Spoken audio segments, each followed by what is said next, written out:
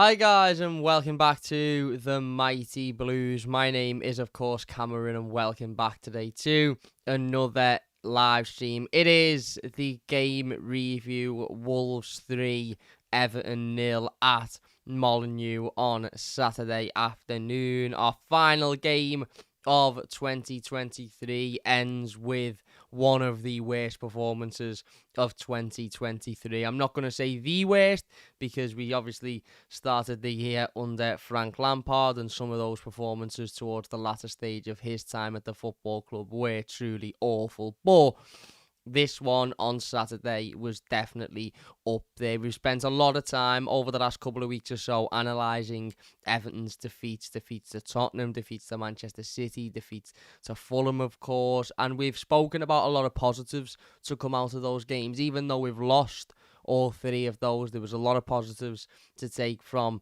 the Fulham game. It was a tight game of football. The game actually ended in a draw, and obviously we went out on penalties. We should have got more out of Tottenham, and we were pretty fantastic, barring the opening 20 minutes in that game, and we're very unlucky to not come away with anything. You know, arguably we could have won the game, and we were absolutely excellent in the first 45 minutes against Manchester City, and unfortunately just didn't have the quality or the legs to continue that on, and obviously Manchester City stepped their foot on the gas, and when Manchester City do that, there's not a team on the planet that can compete with them. However, there isn't any positives to take from this one on Saturday. It was a truly horrendous performance. I've been to Molineux a couple of times over the last couple of years, and Everton have put in similar performances to this one. We haven't got a great record there in recent years, and Saturday was no different. It was absolutely awful. I think the manager got it wrong from the very first minute. I think the players were all off the boil. Now, you know, we can talk about fitness, we can talk about fatigue, we can talk about game time. Everton played 8 games in December, which just shows you the amount of football that was being played. And I'm not in any way, shape or form saying that we've played more games than other sides or we're more hard done by than other sides in that situation, because obviously every team plays an awful lot of football in December. When you think about the fact that Everton won 4 games on the bounce in December and still managed to come out of it losing 4 games on the bounce, it just shows you how much football was played. And as we've already established before, for me, I spoke a couple of weeks ago when we were knocked out of the Carabao Cup about the domestic cup situation in this country at the current moment, and obviously, ironically, Everton's next game is in the FA Cup on Thursday against Crystal Palace. The preview to that game will be up tomorrow, by the way, so look out for that one.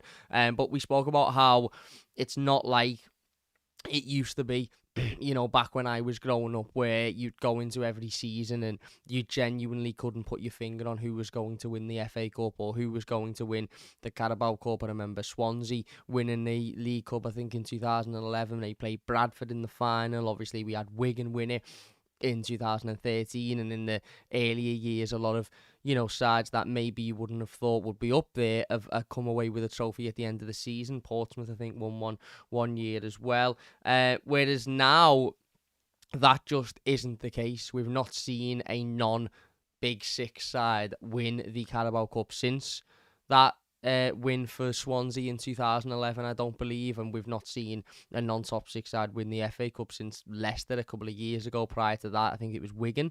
So football has changed that much in recent years that you now need an incredibly thick squad in order to be able to compete in those competitions, and it's very similar to the Premier League at this time of year. You need an incredibly thick squad to be able to compete in the Premier League and have a run of 5, 6, 7 games unbeaten at this time of year. And the reason for that is because, you know, the Everton situation is a prime example of it. Everton went 4 games unbeaten at the beginning of December and looked absolutely fantastic. We looked fit, we looked energised, we were chasing every ball down, we were outworking teams, we were outplaying teams. We weren't just winning games of football because we were the better side. We were winning games of football because we wanted it more, because we were the more aggressive side, because we were the side that worked harder. And then you fast forward, you know, all of a sudden a couple of weeks later in the same month, and we're talking about an Everton defeat in which we looked absolutely horrendous. You know, Wolves were the much better side for the entirety of the 90 minutes, and I've got no problem admitting that, and I've got no problem admitting that Everton didn't deserve anything from this game. My point is that when you haven't got a thick squad and when you haven't got the ability to rotate 4 or 5 players every week, and not just rotate 4 or 5 players, by the way, it's not just a case of being able to take a couple of players out your team and replace them with a couple of other players. It's about replacing the quality as well.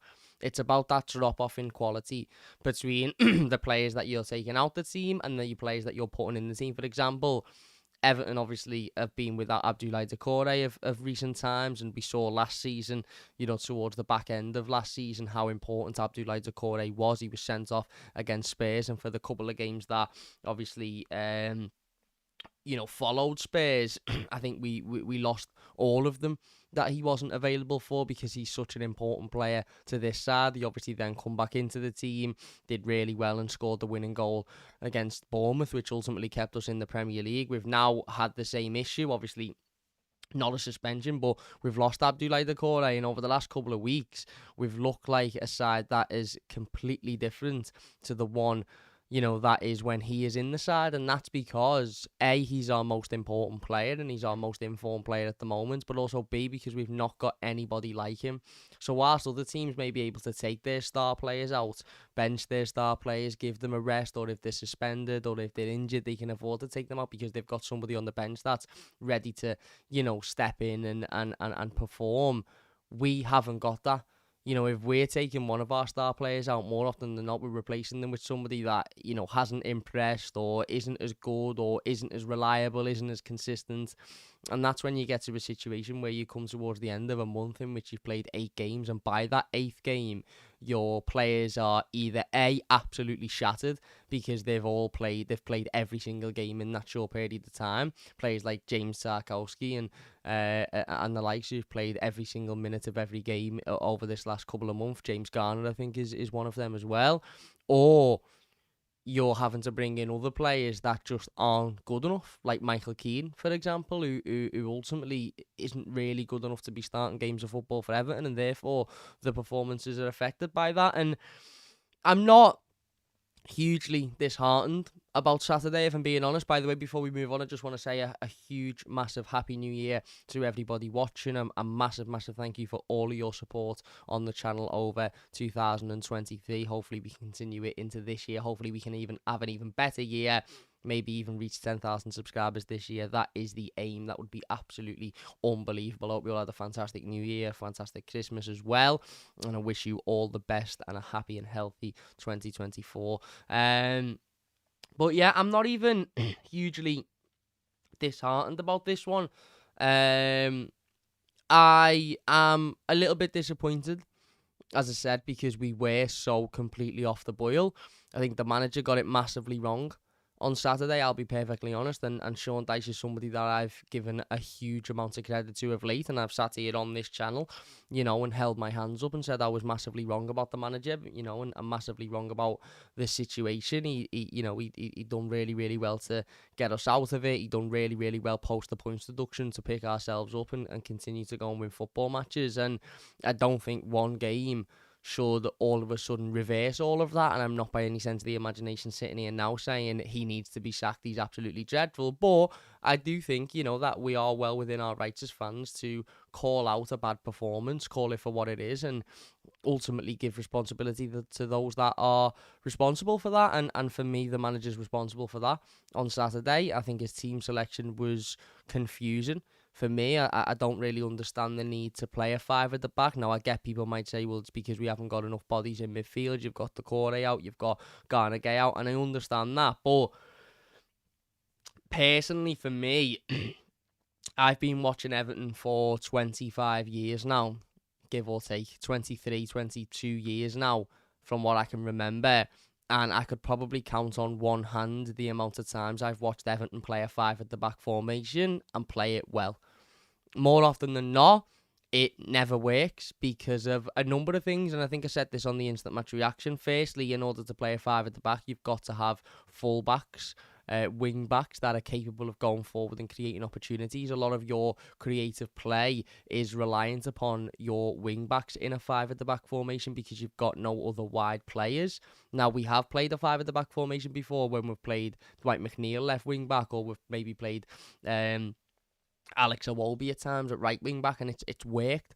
because those players that have played in the wing-back areas have been capable defensively. They've worked hard, they've got back, they've put a shift in, but also they've had that quality going forward, so they've been able to provide that width for players like Dominic Calvert-Lewin or Richarlison or whoever it's been over the years.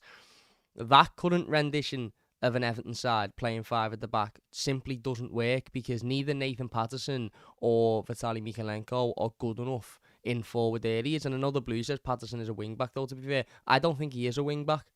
I just don't think he's a good enough defensive right-back to be classed as a defensive right-back. For me, to be a wing-back, you have to give a threat going forward, and Nathan Patterson, in my opinion, doesn't provide a threat going forward. He can put an half-decent cross in every now and then, and he might put one of them in a game. And yes, maybe it's them, the responsibility of Dominic Calvert-Lewin or whoever's up front to be able to finish that. He put a really good one in against Spurs, I think it was, and Burnley it was, and Calvert-Lewin ended up missing the header, and then we scored from the corner from Onana. But neither fullback for me are good enough in attacking areas to be able to sacrifice not having those wingers there, or not having those natural wide players there. And also, I don't think there's a need for an extra centre-half in there.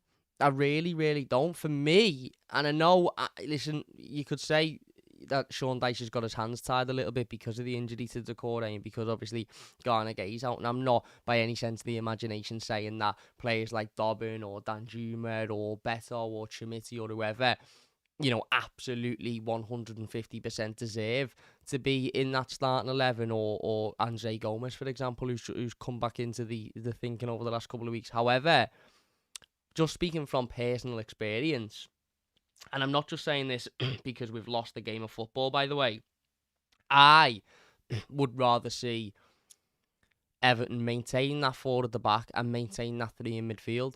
And if that means Danjuma plays behind the striker, or Chimiti plays behind the striker, or Dobbin does, or maybe Dobbin goes on the wing and you drop Harrison in behind Dominic Calvert-Lewin, or you drop McNeil in behind Dominic Calvert-Lewin, I would rather see that rendition with somebody new in the 10 than Michael Keane back in that back line and playing a five at the back. Because what we effectively did there is we went to a side that have played five at the back consistently for the last... How many years have they been in the Premier League now? Wolves, 7, 8, 9 years, something like that. They've been in the Premier League, and they've played five at the back consistently for the entirety of that period under various different managers. And they are one of the only sides in the Premier League that can play that consistently well. And we've gone there and almost tried to play them at their own game. And what was, for me, the most telling is they had the same amount of players in midfield as to what we had. Yet they look like they had double the amount of players in midfield to what we had. I thought both midfielders were absolutely horrendous on Saturday, and I've seen a lot of criticism for Amadou Onana on social media over the last couple of days, and I've got no doubt that a lot of that criticism is probably fueled from, the situation against Fulham with the penalty, and he's probably not quite made it out of that yet, in terms of made it back into the good books, if you like, of the fan base. So now when he doesn't put a great performance in, people are very quick to jump on him. But you cannot tell me that James Garner was any better than Amadou Onana on Saturday, because he wasn't. The pair of them were really, really poor, in my opinion. And yes, there can be excuses. James Garner's been absolutely unbelievable for Everton at times this season, and he probably is tired, and he probably has played a lot of football, and he probably does need a rest. But similar can be said about Amadou Onana. Amadou Onana has had some really, really good performances for Everton this season, and one really poor decision in a penalty shootout doesn't change that. However, are people right to criticise him for Saturday? Yes, because he was poor, but so was James Garner. For me, I thought Onana was poor on Saturday, but had a couple of moments where he showed ability. He had one in the opening 5 minutes when they counter-attacked from the corner, and he chased Hwang about 70, 80 yards to make a recovery challenge. If he hadn't done that, Hwang would have scored, and it would have been 1-0 quicker than it was. Ultimately, it wouldn't have affected anything because they went on to win the game so comfortably. But he made that run. I don't remember James Garner doing anything particularly of note in the game. They were both incredibly poor. Dominic Calvert-Lewin, incredibly poor. James Tarkowski had his worst game I've ever seen him have for Everton. Everybody was poor on Saturday, and that's fine to say, And that's fine to discuss, and that's fine to criticise players, but we have to be consistent in our criticism. And the reality of the situation is they were all really, really poor on Saturday, and there may be reason for it. Tiredness, fatigue, too much football. We hear the phrase one game too many being thrown about an awful lot. I think it probably was one game too many on Saturday, but it's important that we are consistent with our criticism. If you're going to criticise Amadou Onana, you've got to criticise James Garner. If you're going to criticise Dominic Calvert-Lewin, you've got to criticise Jack Harrison, who was absolutely dreadful on Saturday. Absolutely dreadful. I'm not saying he's a terrible footballer. I'm not saying he should never play for Everton again. I'm not saying he's been shite since he's come into the football club. What I'm saying is he was terrible on Saturday. Was Dominic Calvert-Lewin terrible on Saturday? Yes, he absolutely was. We spoke about Dom in the player ratings, and I feel like he may need a little bit of time out the team now because he looks a little bit lost. He just looks a little bit, I described it in the player ratings as it seems like he's in a maze and he doesn't really know how to get out. And maybe a little bit of time away from the team will give him that perspective. And I'm sure he probably will be given that rest on Thursday, and Beto probably will be given that opportunity, and I think that's the right decision. But the overall point is that, as I said before, the reason I'm not hugely disheartened by that on Saturday is because that is the worst performance this team has put in since maybe Aston Villa away. Now, don't get me wrong, we've lost games since then, and there's been frustration since then. Games like Luton at home, games like Fulham in the penalty shootout, games like Manchester United at home. But in those games, the frustration and the anger and the upset, if you like, has come from the fact that we should have got something out of them because we created a load of opportunities and we just couldn't take them. And then our own individual mistakes ended up costing them. We didn't create anything on Saturday. We were truly played off the park from the first minute and to the last minute. And that hasn't happened since August, in my opinion. Now, feel free. It's an opinion-based sport, football, so feel free to write in the comments. If you're watching live, then feel free to write in the comments if you disagree with me. If you are enjoying, by the way, please hit the like button and don't forget to subscribe. But for me, I don't feel like Everton have played that poorly since the beginning of the season, and that shows how much we've improved in recent times. And I'm not saying we should be happy with losing 3-0 to Wolves, and I'm not saying we should be happy with losing 4 games on the bounce. There is an element of me that is a little bit worried. There is an element of me that is a little bit pessimistic because of the fact that these players look all so drained and so tired and so needing of a rest. And it's very unlikely that they're going to get that. I know we've got a week or so off after the game against Crystal Palace, so hopefully that benefits us, but it's very unlikely we're going to get a sustained period of time where players can have 10, 11, 12, 13 days off. And also, we're very unlikely to do much business in the January transfer window because of financial restrictions. We've already read in the media over the last couple of days that Everton are very unlikely to do much business. If they do business, it's likely to be loan deals. And, what are we going to get from a loan deal in January? Who is looking to loan out a player of real quality in the middle of the season? You're probably going to get players that are not wanted by other teams. And I'm not saying that means they'll be useless or they won't be good, because they may be a hidden gem there that you may get something out of. There's a couple of players for me that I'd be looking at this season and this month, and I'd be looking at going to teams and saying, well, you're not getting your use out of him, so can we have him on loan for a few months?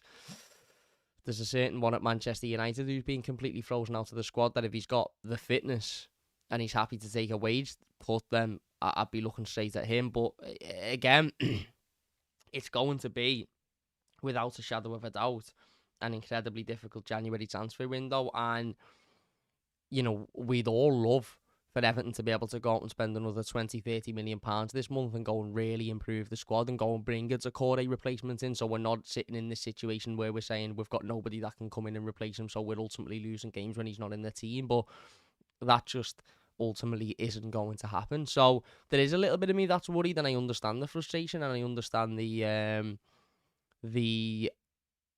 worry, but I also don't think that it's not Van der Beek. No, he's gone to Frankfurt.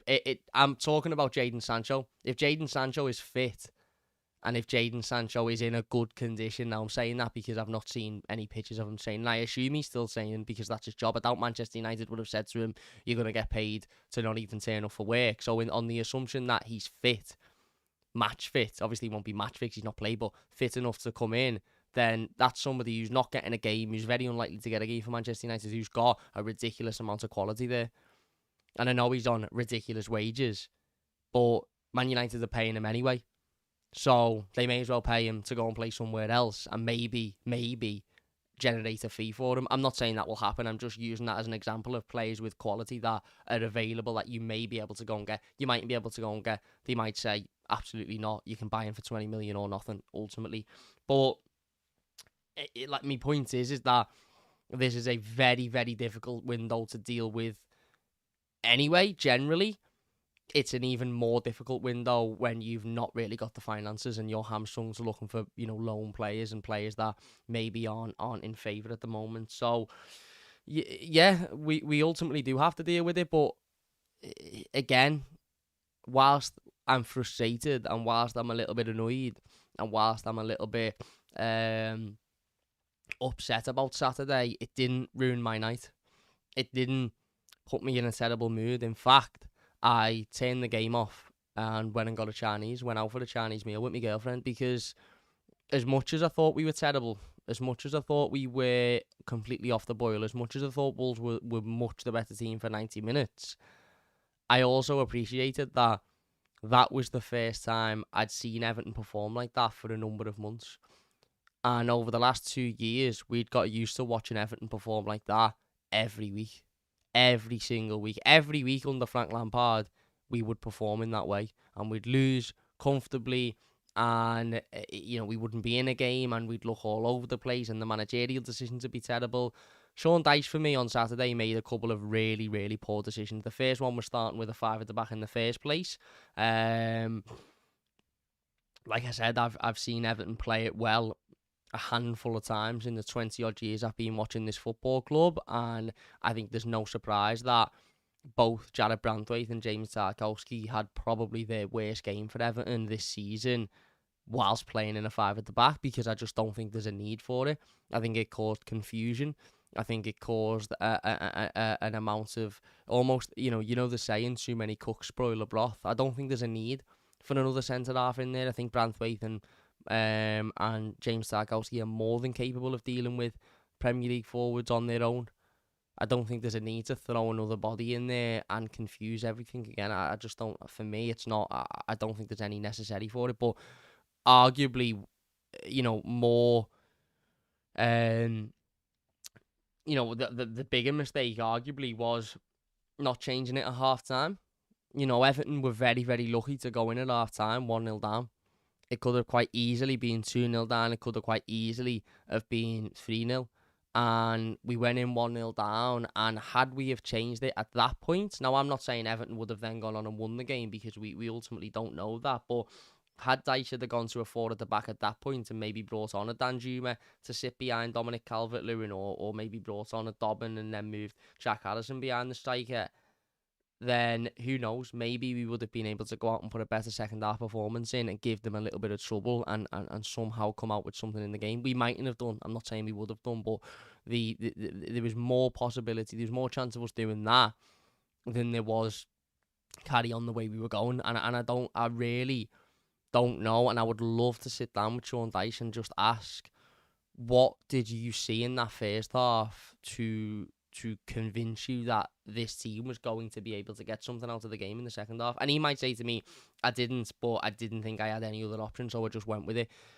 Maybe he would say that, but for me, that game desperately needed changing at half time. And it wasn't changed at half time. Sorry, the Blues says, I genuinely think we lose by 6-7. Do you think we lose by 6 or 7 if we go to a 4 at the back? Is that what you're saying, or have I missed something in the comments here that that you're responding to? Because I just don't think it would have gone any worse than what it was. Because, as I said, I just don't think the 5 at the back works, and it doesn't work, and it didn't work And he got it wrong. And he got it wrong by not changing it. And he got it wrong by, as I said, by keeping it 5 at the back. But how many times has he got it right in recent weeks? He got it right against Forest. He got it right against West Ham. He got it right against Newcastle. He got it right against Chelsea. He got it right in many ways against Tottenham, but we were unlucky. He got it right in the first half against Manchester City, but we just ran out of steam. He got it right against Brentford.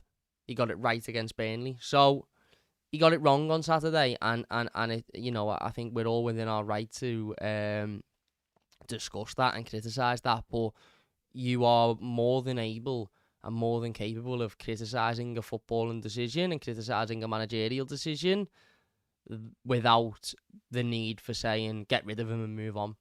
The reason I said I wanted Sean Dyche to be sacked earlier on in the season wasn't because Everton lost one game of football. It was because Everton were losing games of football that we were dominating in and that we weren't putting the ball in the back of the net. Now, some people said to me at the time, be patient, Cam, this will click, and we'll start to win games of football. And we did. And they were absolutely right. And that's why I held my hands up and said I was wrong. However, my view was, well, we're not winning games of football, we're losing games of football, and ultimately it's a results business and you're judged on your results, and the results weren't good enough. So that, in my opinion, was why I believe the manager should have been sacked. He wasn't sacked. People were right. Things did start to click. We started to win games of football, and I held my hands up and said, you know what? I was wrong. I should have had more patience there. Like I said, it wasn't because the performances were horrendous, because we've probably put in 2 or 3 dreadful performances all season. We've had other games where we've been unlucky in, and we've had other games where we should have taken our chances. But again, that ultimately falls on the players and the ability of the players. It doesn't fall on the manager if we've created 15 chances in a game and Dominic Calvert-Lewin hasn't put any in the back of the net. It doesn't fall on the manager ultimately. So, yeah, disappointing on Saturday. Hugely, hugely disappointing. And to be perfectly honest with you, I think, I think that we were always losing that game from the first minute. To be honest with you, Wolves started on the front foot. They started really quickly. They obviously come off the back of a huge win away from home at Brentford earlier in the week, so they were absolutely bouncing with confidence, and they were coming up against a tired Everton side, an Everton side that was filled with players that have played a ridiculous amount of football recently, that have not had much rest, that have not got anybody that they can look at on the bench and think, right, he can come in for me this week and give me a little bit of a rest. There's nobody there. Ideally, what you want at this time of year is you want to be able to pick and choose. You want enough quality in your squad that you can leave your best player out one game, and you're not leaving him out because he's suspended or he's injured. You're leaving him out to give him a rest because you know the player you're putting in is going to put a good performance in. We can't do that. If everybody was fit, our starting 11 would be the same every single week, even if we played 2 or 3 games a week, and that is going to have its effect on players. Absolutely going to have its effect on players. I think that, mixed with the system, in my opinion, was what made that so comfortable for Wolves. We may well have still lost that game had we have had, a 4 at the back and maybe a Dan Juma in the number 10, for example. We may well have lost it because, again, the fatigue and the tiredness is still there. I just personally think that we should have... I don't think we'd have been any worse with a 4 at the back, and I think we looked better when we did go 4 at the back with 20 minutes, 30 minutes to go. I'm not saying we look good. I'm not saying we would have won the game if we'd have played 4 at the back all afternoon. I'm just saying I think we look more comfortable because I think the players generally are more comfortable. And when you mix fatigue with players that aren't comfortable in a system, you're going to get what we got on Saturday. And look, like I said, I've got no complaints. I've got absolutely no complaints within the opening 5 minutes. By the way, there seems to be some suggestion in the comments that I'm saying I know better than Sean Dyche. I've literally just said I was wrong about Sean Dyche and I should have had more patience. And I wanted him to be sacked because we weren't winning. And then he pulled it together and we started winning. And now I've sat here now and said we've lost the game, but I'm not hugely disheartened because of how well we've played in recent times. As long as the Wolves' performance doesn't become a constant, And I think there does need to now be a focus on going out and winning games. And I think there will start to be more frustration and more upset and more negativity the longer we go without winning a game, even if we do play well. Because ultimately, as I've just said, it's a results-based business. And even though we were unfortunate against Tottenham, even though we were really good against Manchester City in the first half, and we're maybe unfortunate that they put their foot on the gas, even though we've only performed that badly once in the last however many months against Wolves, we've still lost 3 games on the bounce. So there is an importance on Everton picking up some points over the next few weeks or so. Obviously, we've got that game against Crystal Palace in the FA Cup on Thursday, as I mentioned, and then we've got a little bit of a rest, and that's fine, and we've got some difficult games coming up after that. Aston Villa, Fulham away, Tottenham at home, City away, Palace at home. But we've got to start picking up some results because, like I said, regardless of how well you play, football is a results-based business. And I think us as Evertonians, and certainly me, myself, I can accept that Everton will every now and then play like they did on Saturday and put a really poor performance in and be fatigued and be tired and be whatever else. However, what we won't accept is that being the constant and that being the case week in, week out, week in, week out. And I'm not saying that it will be. I'm just saying that there does need to be a focus now on, right, okay, even though we may have been unlucky at times, even though we may have, should have got more out of certain games, we didn't, and we need to get back to winning ways because, we are going to be in trouble if we don't. But, yeah, in terms of the game in itself, listen, the opening couple of minutes, they had an opportunity that really and truly they should have made more of. Hwang Hee-chan has rounded Jordan Pickford, and I'm not quite sure what he's doing. I'm not quite sure why he doesn't put the ball in the back of the net. I'm not quite sure what he's waiting for, but ultimately he should do much better with that. He should be quicker to put the ball. It comes from our corner. They counter-attack, and as I said before, Onana makes an unbelievable run, 40, 50, 60, 70 yards to get back and to put Hwang off. Hwang, ultimately takes the shot. Onana blocks it. And even though I don't know whether this is just me, whether this is an Evertonian thing, whether this is just me, or whether I'm some sort of psychic and I don't know about it, but I can often tell in the opening 5 minutes of a game how a game is going to play out. And Everton have conceded chances like that in the opening 5 minutes of games this season, and I've gone, yeah, we're going to be absolutely fine here. We'll win this comfortably. That was just a one-off opportunity that the opposition team had. And I don't know whether it's because I've been confident or whether it's because I've not thought the opposition team was very good. But there's been moments exactly like that not exactly like that Hwang chance, but similar to that Hwang chance where teams have counter-attacked and got in good areas and missed a good opportunity in the opening 10 minutes of a game. And I've still sat back and gone, I think we'll still win this comfortably. On Saturday, the moment he had that chance... By the way, hang on, Alex, I don't know what your point is. I am an Evertonian who made this channel over 5 years ago to come on here and to give my opinion on Everton Football Club.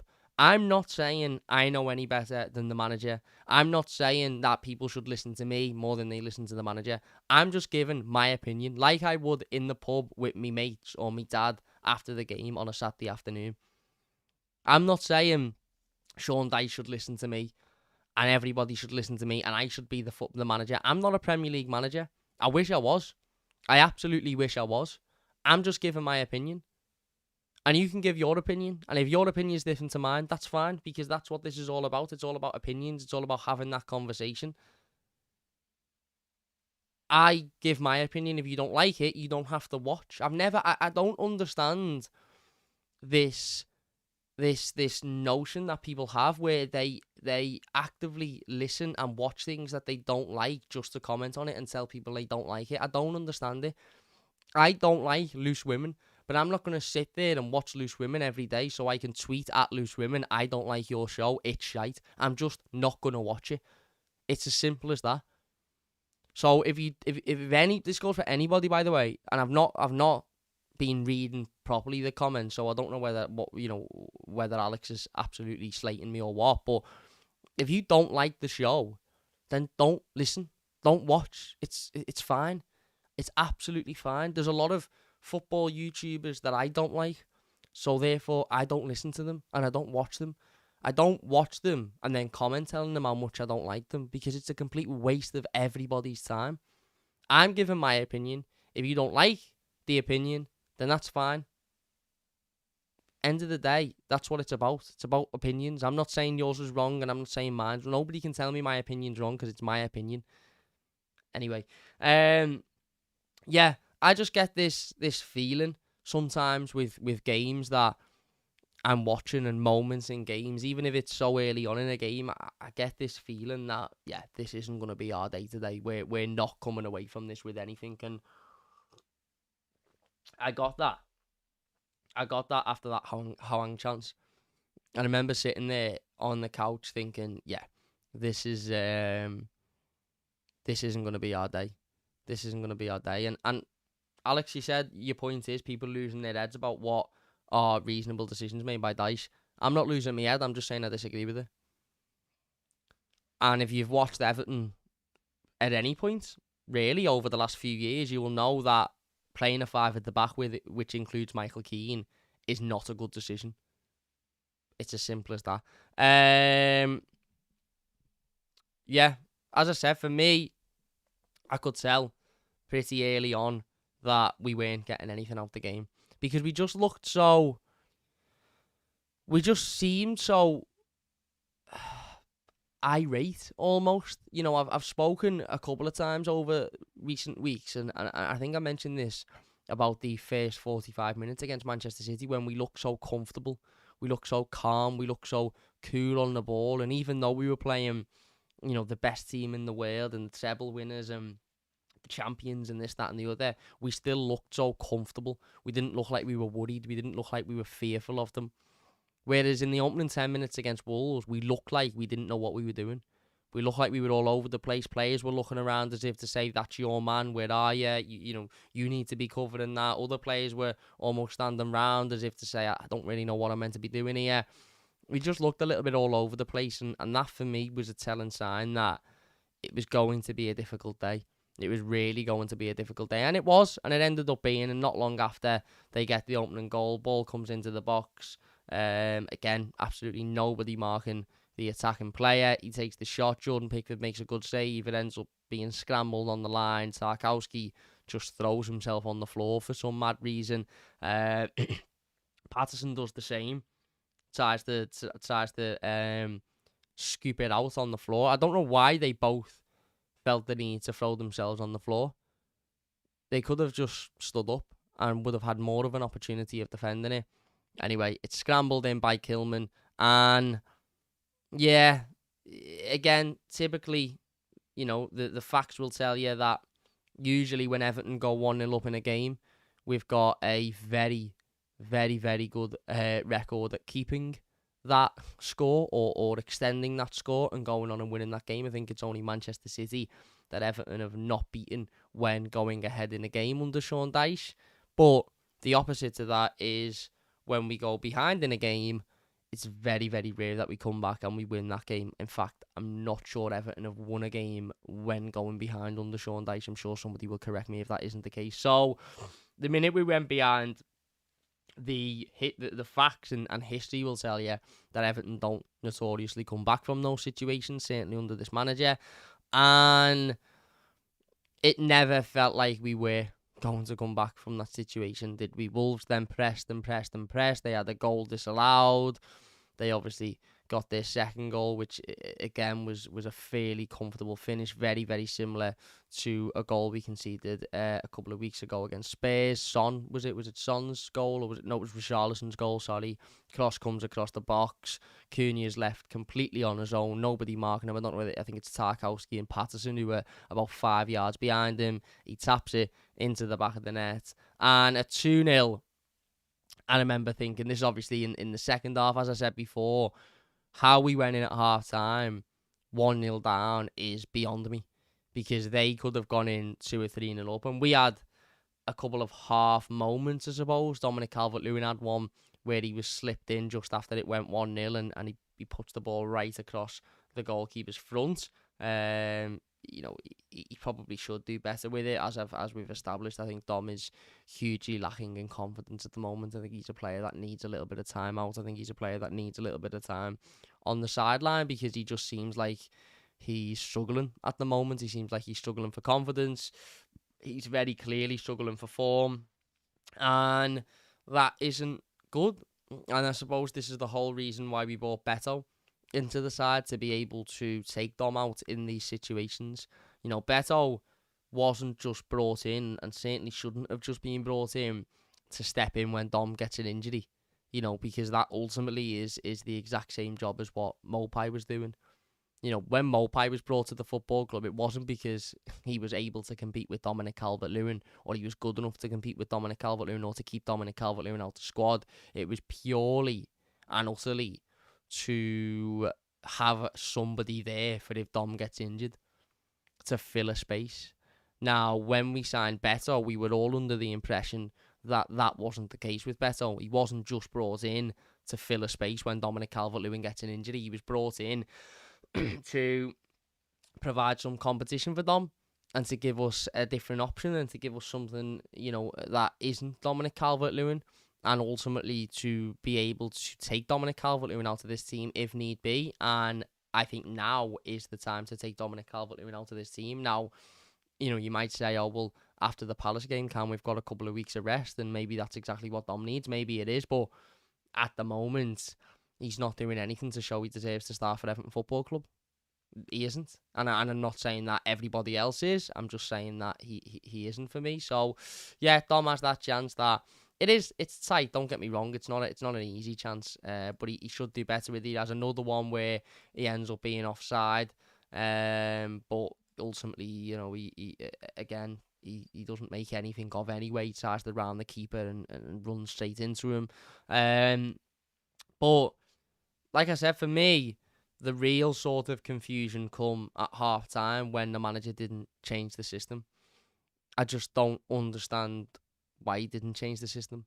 I understand people saying he had his hands tied. I understand people saying there's no guarantee that Danjuma or Beto or anyone would have come on and made an impact. I get that. But that five at the back wasn't working. It wasn't. It wasn't working. Players looked all over the place. They looked confused. They looked like they didn't know what they were doing. We weren't creating anything going forward. The fullbacks weren't providing any width.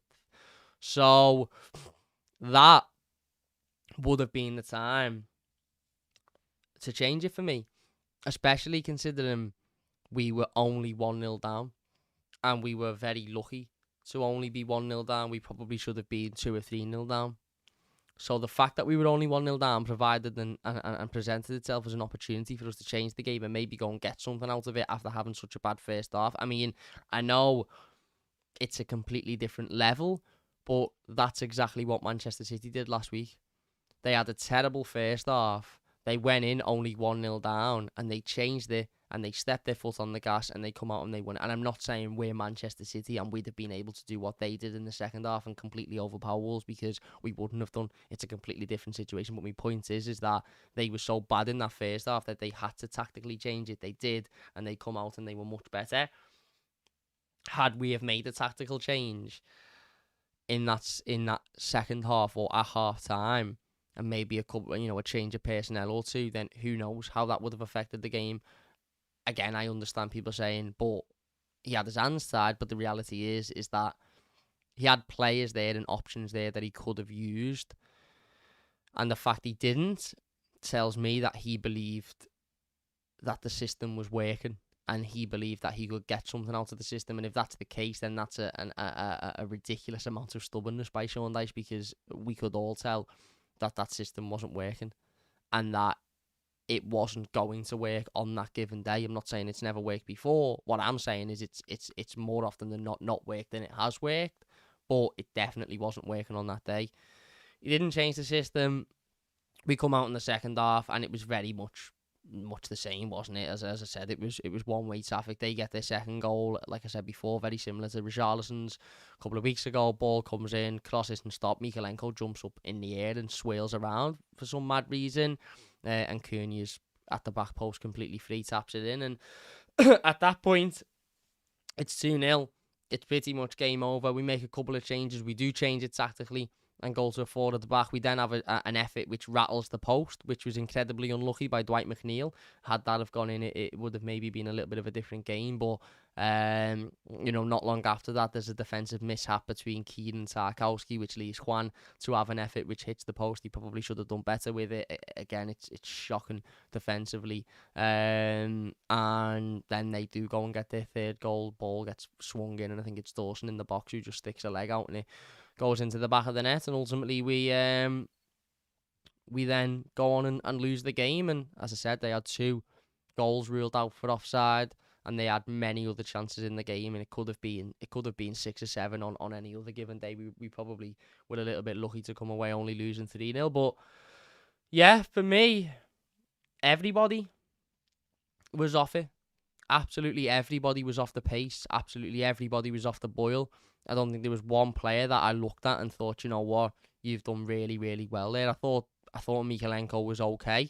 I thought he was better than others, but then I've seen some people saying they thought Mikalenko was absolutely horrendous. So it's all opinion based in it, as we've established. But one thing I think we would all agree on is it just wasn't our day.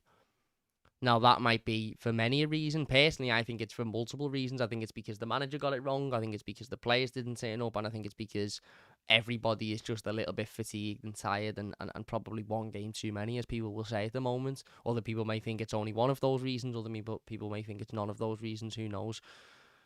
What, for me, is so evident is we need a break. And I said it after City, because that second half against Manchester City, whilst Manchester City put their foot on the gas, and I don't think there's a single team in the world that beats Manchester City when they perform like that, we also didn't help ourselves. We looked tired, we looked worn out, we were making individual mistakes that we don't typically make, and I said in the review to the City game, we need a rest. And Saturday against Wolves proved that we need the rest.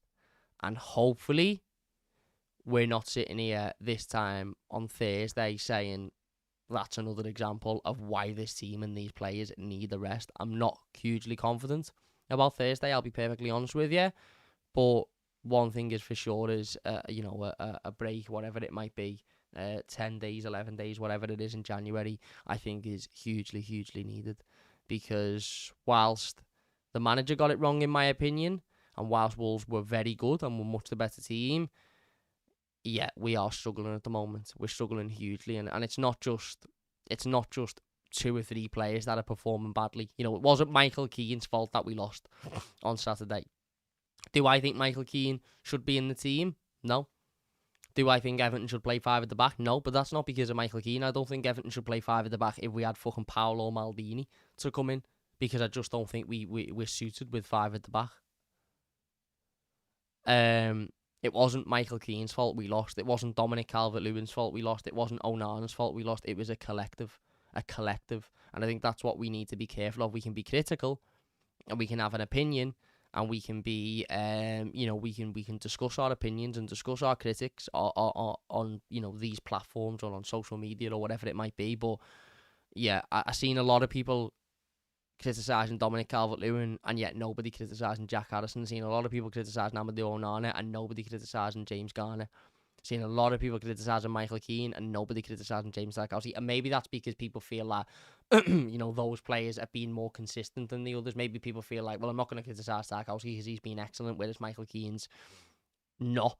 Or I'm not going to criticise James Garner because he's been excellent, and I don't feel Onana has. But the reality is, we're only, when when we're talking about an individual performance, we're only talking about an individual performance.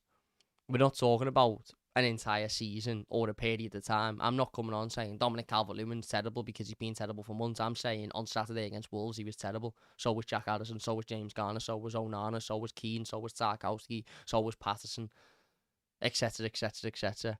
So, yeah, like I said, disappointing, hugely disappointing in my opinion. I mean, the Blues says did the 5 at the back work? No, but I don't think anything would have. That's fine. That's absolutely fine. I'm not disagreeing, by the way. I think we have more chance of the 4 at the back system working than the 5 at the back. But I agree with you. I'm not saying it definitely would have worked, because at the end of the day, these players are quite evidently tired. They quite evidently needing of a rest, and that was shown on Saturday. Am I heartbroken? Am I now going to go and fume and scream and kick and shout about the manager? No, because like I said, it's the first terrible performance that Everton have put in since August. And ultimately, that's important to understand for the context. But what's also important to understand is, even if we've played well in games that we've lost, we've still lost. And ultimately, football is about winning games of football. And there's only so much patience people will have before we start to just look purely at the results. So it's important we pick ourselves up. It's important we go again in the next few Premier League games are huge, absolutely huge, and we need to pick up points in them. Because, yeah, before we know it, we might be at a point where, we're where we were sort of last April and March. And we shouldn't be, because without the points deduction, we wouldn't even be worried. We'd be just sitting here saying, bad day at the office, move on. But,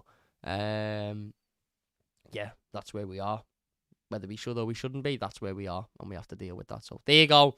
We're going to leave it there. If you have enjoyed this one, please do leave a like. We will be back with the game preview to the Palace game tomorrow. So if you want to check that out, please join us. If you have enjoyed this one, please do leave a like. Don't forget to subscribe as well. It would mean a huge amount to me. We are trying to hit 10,000 subscribers this year, so if you could subscribe, that would be absolutely excellent. We'll be back tomorrow round about the same time with the preview to the Palace game, so look out for that one. Until then, big thank you all for watching. If you've enjoyed this video, please leave a like, subscribe if you're new, and we'll see you soon.